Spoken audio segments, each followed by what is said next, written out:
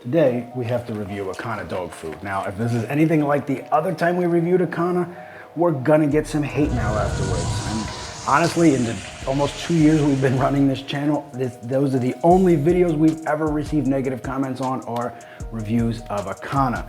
And I know that it at one time had this crazy brand loyalty, but today we have a lot of bad news, right?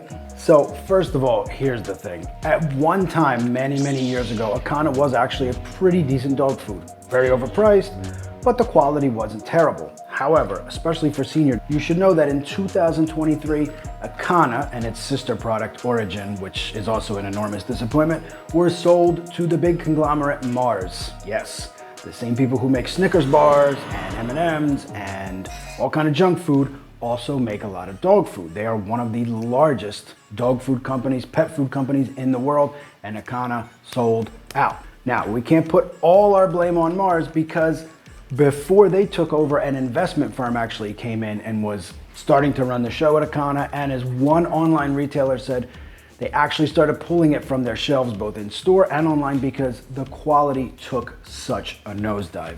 You have to keep one thing in mind when you're dealing with commercial dog food. If a small company, or a regional company at least, like Acana, that at one time has decent ingredients, when they sell to a big conglomerate, the changes will start almost immediately. However, by law, dog food companies actually have 6 months to put any changes in the formula onto their website. So unless you're going to the store each and every time and looking at the back of your dog's dog food bag, there can be big changes happening, and the customer complains about customers about their dogs getting hot spots or starting to lose their fur, getting sick. It's endless. So what else is wrong with Acana now? Number two, as we just said, there were massive formula changes. Now, Acana was always a little too heavy on the lentils and things, but now they have a tremendous amount of peas and lentils, and peas pose what's called a DCM risk, which is a type of heart condition that can kill dogs suddenly. Now, the link between DCM and peas is not 100% proven, but do you want to take that chance? Because I will not. Also, you have to keep in mind that the lentils and the peas and the pea protein that are put into dog foods like Acana are cooked, they're almost melted down. Structurally, chemically, the carbohydrates are no longer what they were, as if you and I were gonna eat them or we're gonna put them in our slow cooker. They have been melted down into nothing but what is essentially some sort of funky sugar, and you are paying a ton of money per bag for, well, what essentially is a bag full of sugar. So, what's the third thing that is wrong with the new version of Acana? Ingredient splitting, and this is a deceptive practice. So in order to say that a dog food has X percentage of animal protein or animal foods, what they will do is start to split ingredients. And what that means is basically, rather than just saying, hey, this bag is 25% peas, they take peas, they take pea protein, they take pea starch. Those are 3 separate ingredients by law. Same with lentils.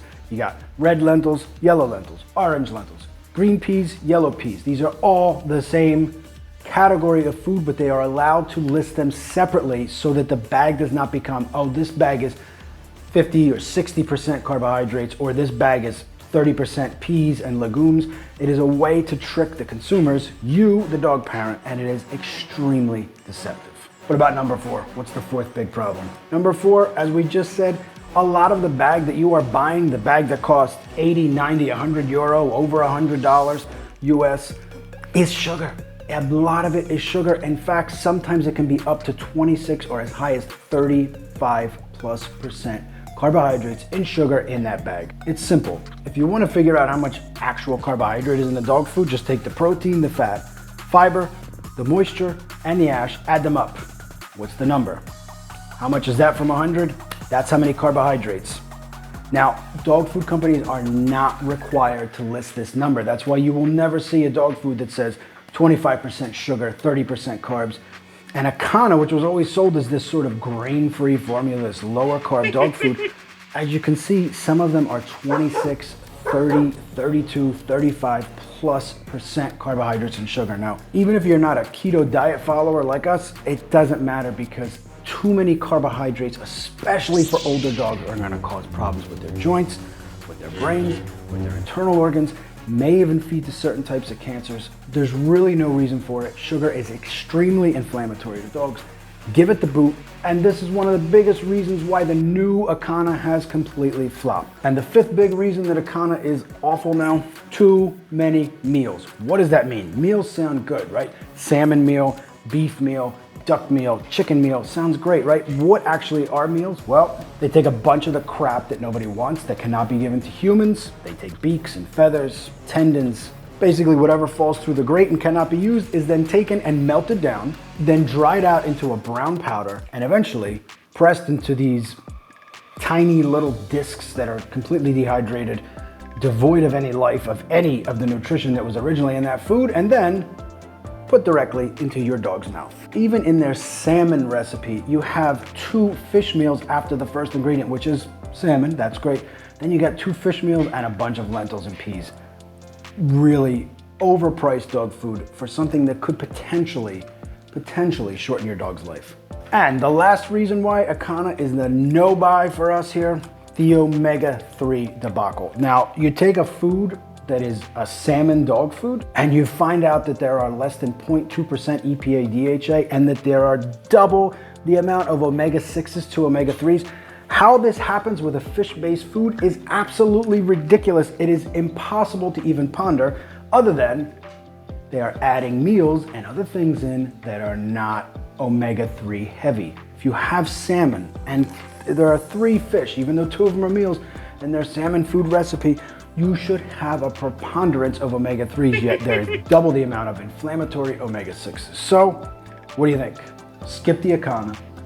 Either go with, if you're gonna put out that kind of money, just make homemade dog food if you have the time. Homemade is way cheaper, and if you must use a commercial dog food, what should they do? Check out this playlist with our reviews of other dog foods, including 2 of the best that are on the market right now, right?